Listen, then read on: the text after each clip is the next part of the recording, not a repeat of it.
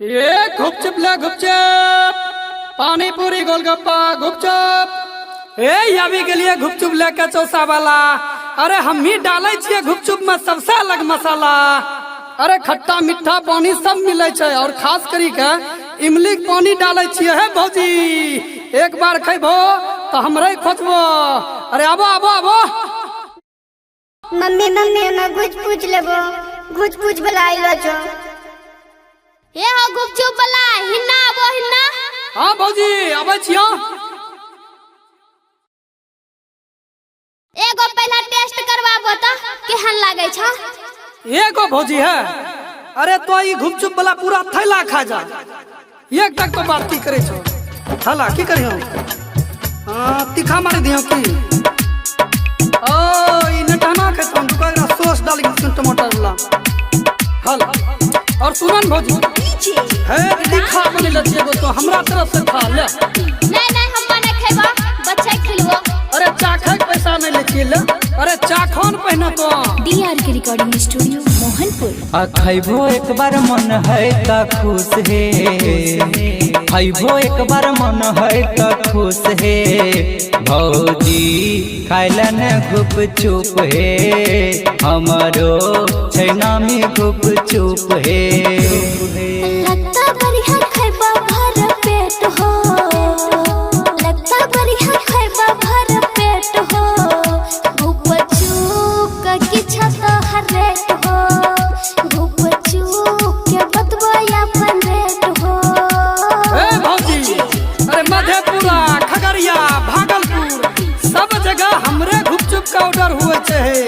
अरे हम खानदानी गुपचुप बेचे वाला छिए। चल चाखो एगो तो पहना।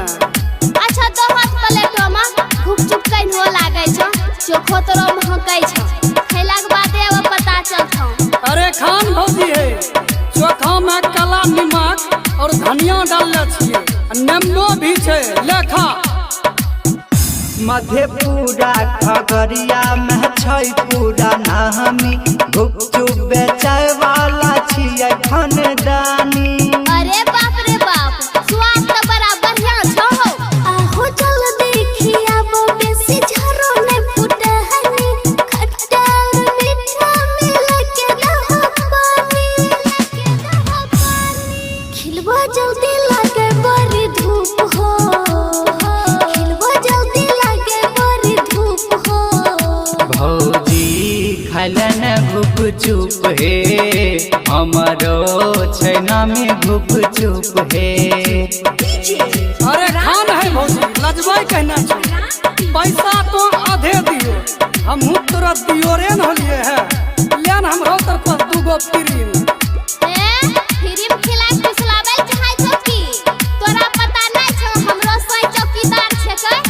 हां अब भौजी तब हम निकलियो ठेला लक्की। नहीं घबराए के बात नहीं छै, ओकरो ड्यूटी कुर्सेलाम छै। एक महीना हम एक बार घर आबै छै। अखा भौजी चैपका खैबो जते जहादा टेंशन नहीं ला भौजी पैसा लेबो आधा, पैसा लेबो आधा, पैसा लेबो आधा। खाय पी के कर दे भपूरा के चाहिन, देखै छिया तकनी समा रह छलाइन। हौट तोहर लागे भौजी लुक हे, हौट तोहर लागे भौजी लुक हे। जीवन के खाइले गुपचुप हे, दाना रणधीर से खाइले गुपचुप हे। दीपक के खाइले गुपचुप हे हमारो छैना में गुपचुप हे। ए भौजी तब जाय छियो। पैसा नहीं लेबो की? ए भौजी पैसा के नाम लेके तो हमरा कथि शर्मिंदा करे छो है। नंबर दे दा नंबर। हे नंबर की करबो? अरे खाक मन होत तो हमरा फोन करियो तुरंत हम गुपचुप लेके आबी जेबो।